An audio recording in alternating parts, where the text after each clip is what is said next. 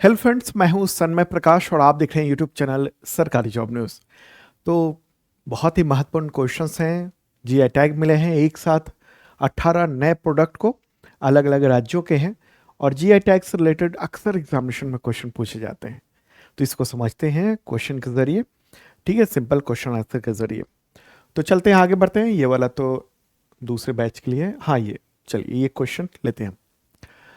किन दो राज्यों के बांस शिल्प यानी बैम्बू क्राफ्ट को जून 2026 में अलग अलग जीआई टैग मिला है? आंसर क्या होगा? असम और झारखंड। तीन दोनों के जो बांस से बने हुए शिल्प हैं, ये जो शिल्पकारी देख रहे हैं आप, तो इसको अलग अलग जीआई टैग दिया गया है और 15 जून को ये ऐलान किया गया है। अगर असम की बांस शिल्प के बारे में जानेंगे तो वहाँ की जो समृद्ध सांस्कृतिक और आर्थिक विरासत है उसका एक प्रमुख हिस्सा है ये बांस। बांस को यहाँ पर हरा सोना कहा जाता है, ग्रीन गोल्ड कहा जाता है। और बांस के रूप में यहाँ पर जापी यानी पारंपरिक जो शंखाकार टोपी है, खोलाई है, मछली पकड़ने का उपकरण हो गया, सजावटी टोकरियाँ हो गई, चटाइयाँ हो गई, ये सब घड़ियाँ हो गई, ये सब बनाई जाती है। और पारंपरिक त्योहारों जैसे बिहू, उस दौरान बांस से बनी हुई वस्तुओं का खूब सारा प्रयोग किया जाता है। एग्रीकल्चर में, मछली पालन में ये बांस के चीज़ों का, उत्पादों का बहुत ही यूज़ होता है। तो अभी 2015 तक असम के टोटल 45 उत्पादों को जीआई टैग मिल चुका है। ठीक है, तो ये महत्वपूर्ण बात है। और दूसरी बात कि झारखंड के भी जो बांस उत्पाद हैं उसको भी मिला है। तो ये जो बांस उत्पाद है यानी प्रोडक्ट है बांस से बना हुआ, वो वहाँ के प्राचीन और समृद्ध आदिवासी कला है। ओके, तो सदियों पुरानी है। मुख्य तौर पर संथाल, गोंड और जो पहाड़िया जैसी जो जनजातियां हैं उसके द्वारा पीढ़ियों से इसको अपनाया जाता है।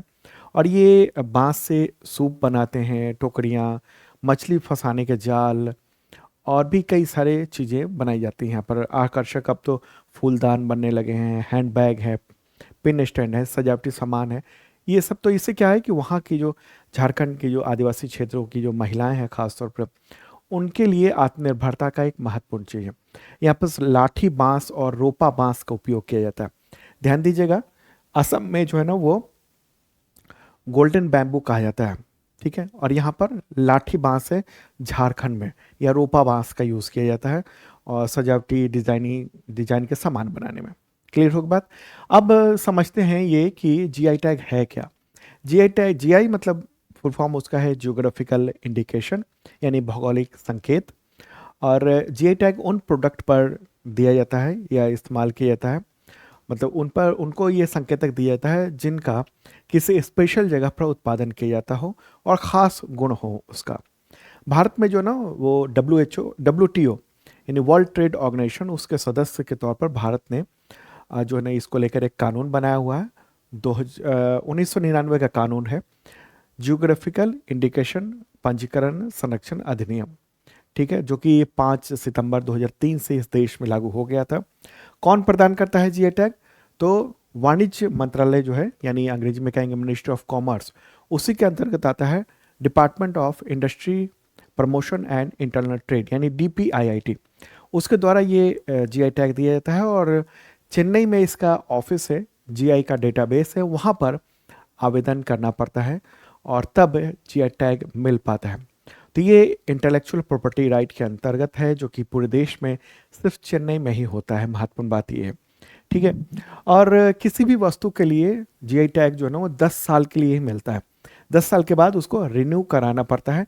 और अगर कोई संगठन उसको रिन्यू नहीं कराता है तो फिर डेटाबेस से जीआई, जो डेटाबेस से उसको हटा दिया जाता है। और इन उत्पादों पर ही जीआई टैग मिलता है, जैसे एग्रीकल्चर गुड्स हो गया, नेचुरल गुड्स हो गया, मैन्युफैक्चर गुड्स हो गया, हैंडीक्राफ्ट एंड टेक्सटाइल हो गया, और फूड स्टफ्स हो गया, खाद्य पदार्थ वगैरह हो गया। तो इन श्रेणियों में जीआई टैग दिया जाता है। तमाम जो जीआई टैग दिए जाते हैं वो सब इन्हीं श्रेणियों में दिए जाते हैं। तो इससे रिलेटेड भी क्वेश्चन एग्जामिनेशन में पूछे जा सकते हैं। अब आगे बढ़ते हैं और अगला क्वेश्चन लेते हैं। कार्बी आंगलोंग हथकरघा उत्पाद को जीआई टैग मिला है, तो ये किस राज्य का प्रसिद्ध हस्तशिल्प है, हैंडीक्राफ्ट है? आंसर क्या होगा इसका? असम। ठीक है, असम का ही है। और ये फोटोग्राफ देख रहे हैं आप, थोड़ा जूम करते हैं इस तरीके से। तो ये असम का कार्बी आंगलोंग जिला है एक, क्या नाम है? कार्बी आंगलोंग जिला। तो वहाँ के जो स्वदेशी वहाँ के बुनकर हैं, कार्बी आदिवासी समुदाय हैं, उनके द्वारा पारंपरिक रूप से ये बुना जाने वाला वस्त्र है। ठीक है, ये हैंडीक्राफ्ट है, हस्तशिल्प है। कार्बी संस्कृति जो ना, कार्बी जो आदिवासी समुदाय है उसकी जो संस्कृति है, प्रकृति के प्रति प्रेम है, इसके लिए महिला सशक्तिकरण का भी अनूठा उदाहरण है यहाँ पर। क्योंकि महिलाएं जो है ना इस काम को ज़्यादा करती हैं, उससे वो आत्मनिर्भर भी होती हैं। ठीक है, मुख्य तौर पर इसमें क्या होता है, पिनी यानी स्कर्ट या लपेटने वाला जो वस्त्र है वो, पेकॉक यानी शॉल वगैरह हो गया, चादरें हो गए, तौलिए हो गए, ये सब बनाए जाते हैं इसके दौरान। ओके, तो इसमें जो कार्बी आंग्लों जो ये हस्तशिल्प है, इसमें 90% से अधिक बुनकर महिलाएं हैं और उनका आजीविका का एक प्रमुख साधन है, इसलिए इसको महिलाओं के लिए इम्पोर्टेंट माना जाता है वहाँ पर। आगे बढ़ते हैं, अगला क्वेश्चन लेते हैं कि किस राज्य के वाद्य यंत्र बीहू पेपा को जीआई टैग मिला है। तो यहाँ पर बीहू कहाँ मनाया जाता है, ये भी इससे भी समझ सकते हैं आप। तो इस क्वेश्चन का क्या आंसर होगा, असम। असम का है ये बीहू पेपा, और जो इस तरीके का होता है। ठीक है, पारंपरिक ये वाद्य यंत्र है। ये जो ना भैंस का जो सींग है, ये यहाँ से यहाँ तक भैंस का सींग है, दो सींग होते हैं ना भैंस भैंस के, तो उन्हें दोनों को ज्वाइंट कर दिया गया है और इसके आगे बांस का एक पाइप लगा दिया गया है और इसको हॉर्न पाइप कहते हैं। तो असम में जो बड़े त्योहार वगैरह होते हैं उस दौरान, जैसे रोंगली बिहू हो गया, उस दौरान बजाया जाता है इस तरीके से। ठीक है, तो इसमें माउथ पीस जो है वो बांस या बेत से बने होते हैं, बाकी जो हिस्सा है वो भैंस का जो सींग है उससे बना हुआ होता है। ठीक है, तो विशेष ध्वनि इससे सुनाई देती है, हाई पिच की होती है। और आदिवासी जो वहाँ की संस्कृति है असम की, उसकी मतलब उसकी सांस्कृतिक ये विरासत है। बिहू गीतों, डांस, इन सब की आत्मा इसको मानी जाती है, ये जब बजाया जाता है तो। अगला क्वेश्चन है कि किस राज्य के देवरी हथकरघा उत्पाद को जीआई टैग मिला, जो देवरी जनजाति द्वारा पीढ़ियों से बुनी जाने वाली पारंपरिक हस्तशिल्प है। आंसर क्या होगा इसका भी, इसका भी आंसर होगा असम। ठीक है, और ये इस तरीके से ये बुनी जाती है हथकरघा, ये देवरी हथकरघा उत्पाद है जो देवरी जनजाति के द्वारा पीढ़ियों से बुनी जाती है। इंपॉर्टेंट बात ये, कई बार पूछा जा सकता है कि देवरी जनजाति के द्वारा कौन सा प्रोडक्ट बनाया जाता है जिसको जीआई टैग मिला है। ठीक है, तो ये भी इस तरह से भी हो सकता है। तो ये अनूठी है, पारंपरिक ये डिज़ाइन के लिए जाना जाता है और कपड़ों को हाथों से बहुत जटिल बारीकी फुल डिजाइन वगैरह भी दिए जाते हैं इसमें, जो इसकी खास चीज़ होती है। इससे गमछा, मेखला और बहुत सारे परिधान है नो वो बनाए जाते हैं। सूती या एरी सिल्क का उपयोग किया जाता है इसके दौरान। आगे बढ़ते हैं और अगला क्वेश्चन लेते हैं। हाँ, उससे पहले बताओ कि इसका पीडीएफ जो है ना अभी वो अवेलेबल है शार्प लर्निंग ऐप पर। इस वीडियो के डिस्क्रिप्शन में भी मैंने लिंक दे दिया है। और अगर आप करंट अफेयर्स की शानदार तैयारी करना चाहते हैं तो शार्प लर्निंग ऐप पर वनडे एग्जामिनेशन के लिए बेसिक मेंबरशिप है, यानी एसएससी टीचर, रेलवे, पुलिस, इन सब के लिए, और आईएसपीसीएस के लिए एडवांस बैच है। और इस बैच में बिल्कुल अलग तरीके से अलग करंट अफेयर्स होते हैं, थोड़ा इन डेप्थ में होते हैं। इसमें क्वेश्चन को थोड़ा सा स्टेटमेंट वाइज बनाया जाता है, जिस तरीके से यूपीएससी और पीसीएस में क्वेश्चन पूछे जाते हैं उस तरीके से। ठीक है, तो और संडे का एडवांस क्लास भी होता है, लाइव होता है, तो ज्वाइन कर सकते हैं आप शार्प लर्निंग ऐप पर। इस ऐप पर बहुत सारी बातें तो यहाँ बताते हैं जो बिल्कुल ज़रूरी है, लेकिन वहाँ थोड़ा इन डेप्थ में हो जाता है, बहुत गहराई से होता है, तो लंबी क्लासेस होती हैं, करीब 1.25 घंटे से भी ज़्यादा हो जाती हैं। ठीक है, तो वो अलग चीज़ है, ज्वाइन कर सकते हैं। अब प्राइस बहुत ज़्यादा नहीं है, 1000 रुपीज़ के आसपास है, और बेसिक में अभी छूट चल रहा है, ज्वाइन कर सकते हैं आप। अगला क्वेश्चन लेते हैं कि झारखंड के किस जिले की पारंपरिक जो प्रसिद्ध भगाया साड़ी फैब्रिक है उसको जीआई टैग मिला है। तो यहाँ आपको बताना है कि किस जिले के प्रसिद्ध है। आंसर क्या होगा इसका, गोड्डा। ठीक है, तो गोड्डा का है और 13 जून को ही ये जीआई टैग दिया गया है। गोड्डा जिले का भगैया गांव है, एक भगैया गांव है, तो वहीं का ये हैंडलूम रेशम है, तसर सिल्क कहते हैं उसको, उसकी बुनाई के लिए ये रेशम नगर के रूप में भी जाना जाता है। ठीक है, भगैया गांव, तो उसी का है ये पूरा। तो प्रीमियम सिल्क से ये बनाया जाता है और प्राकृतिक चमक होती है, मुलायम बनावट होती है, लंबे समय तक ये चलता है ये फैब्रिक। तो ये है इम्पॉर्टेंट बात। अच्छा, ये जो है ना वो हाथ और पैरों से चलने वाले जो पारंपरिक करघा हैं, हैंडलूम है, उससे बुनाया जाता है। ओके, तो ये खासतौर पर गोड्डा जिले के भगैया क्षेत्र में पीढ़ियों से ये बनाया जाता है। आगे बढ़ते हैं। अगला क्वेश्चन होगा यहाँ पर, झारखंड के किस जिले की कुचाई सिल्क साड़ी को जीआई टैग मिला है? तो ये भी क्वेश्चन इंपॉर्टेंट है। क्या होगा आंसर? सरायकेला खरसावां। ठीक है, कुचाई सिल्क है ये। तो सरायकेला खरसावां जिले का है ये, कुचाई क्षेत्र का, वहाँ पर कुचाई एक क्षेत्र है, तो उसी का प्रसिद्ध टसर सिल्क है ये। ठीक है, तो कुचाई सिल्क जो है ना, वो टसर सिल्क को भी उस टसर सिल्क से बनता है ये एक्चुअली। और इसकी खासियत होती है, इसकी चमक होती है, पर्यावरण अनुकूल माना जाता है इसको।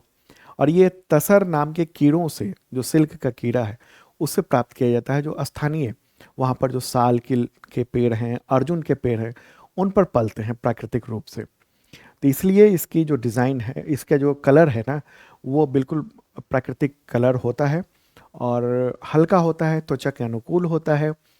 कुचाई गांव में ये शुरू हुई थी और ये अब हालांकि ये बुनाई कला जो है ना, वो पूरे झारखंड में फैल चुकी है।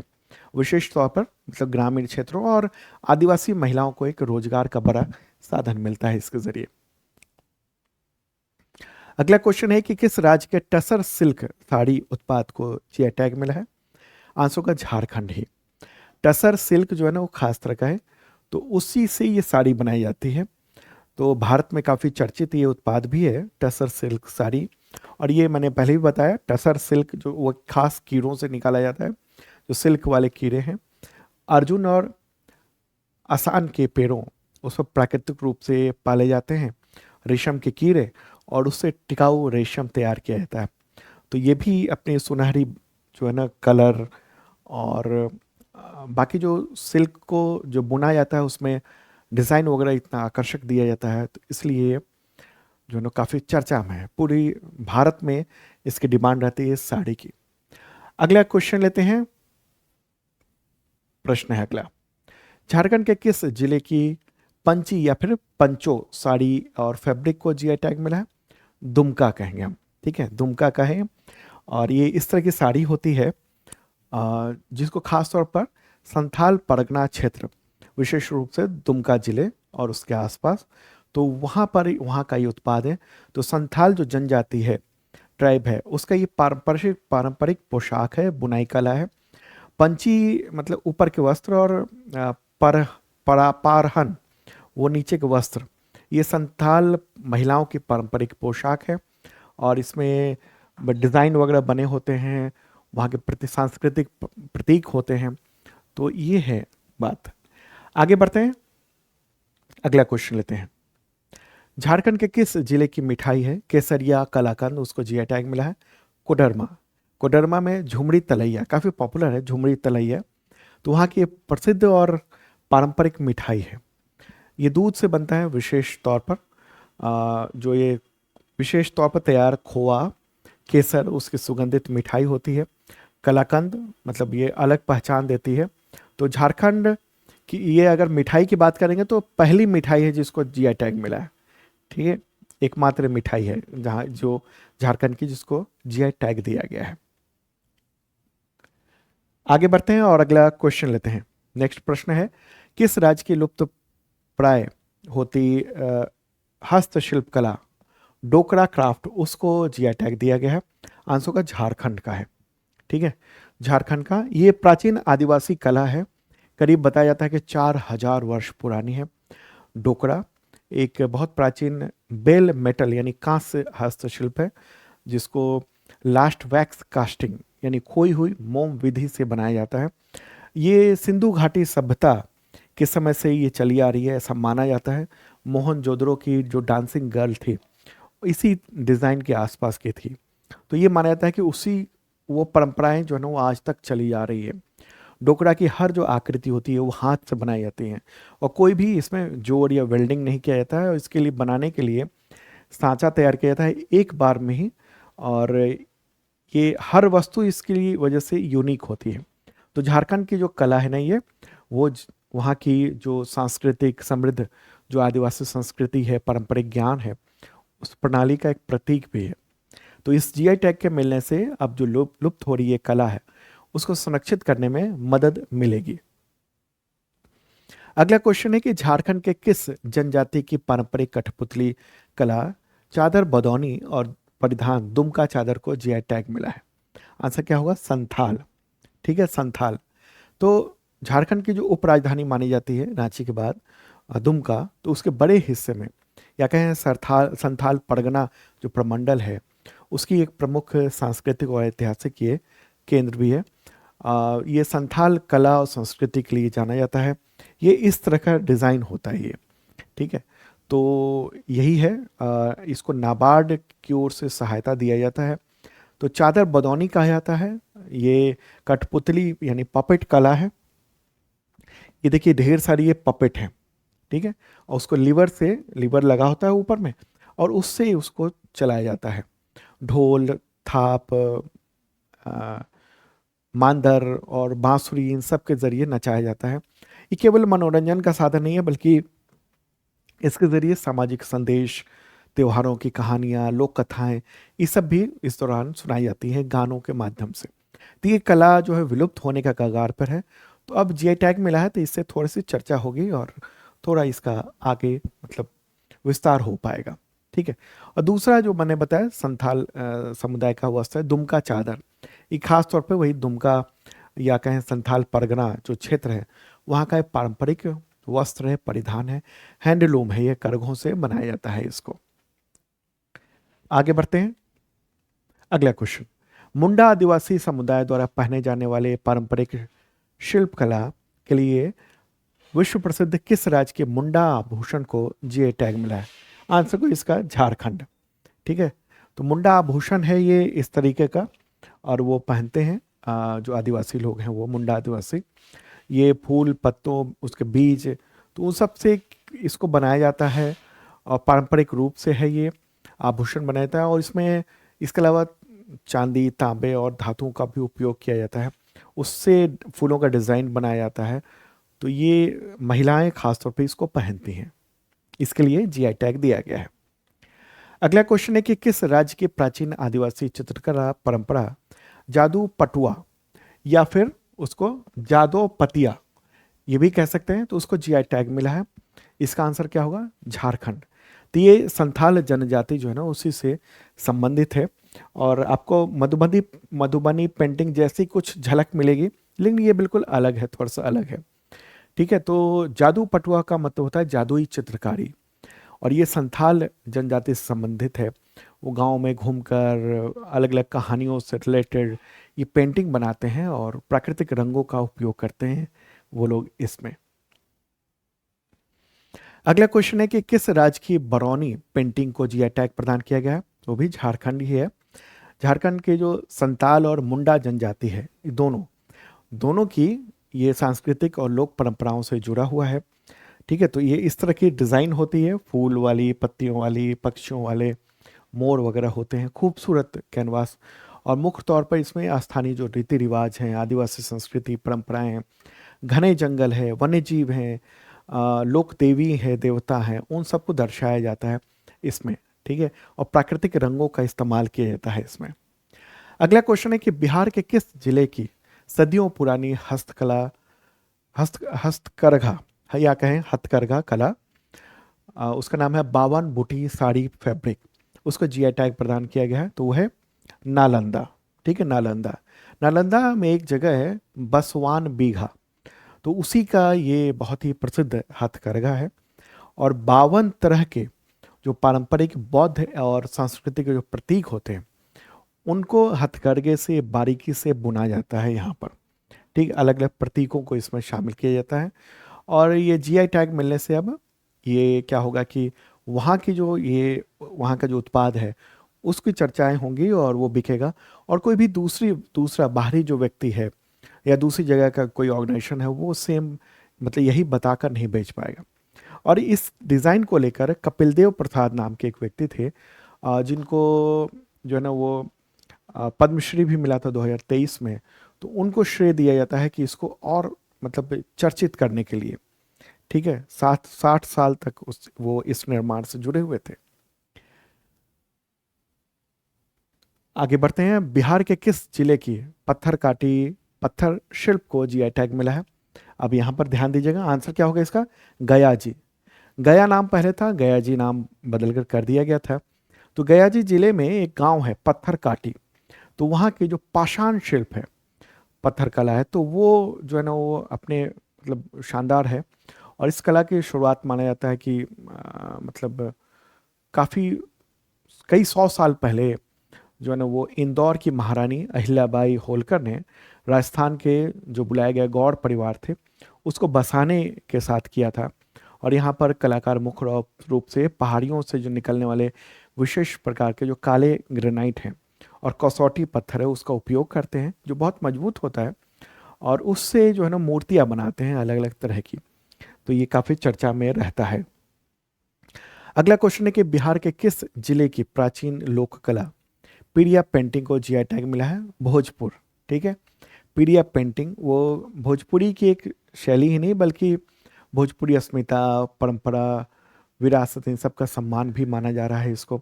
पारंपरिक ये लोक कला और भित्ति चित्र है।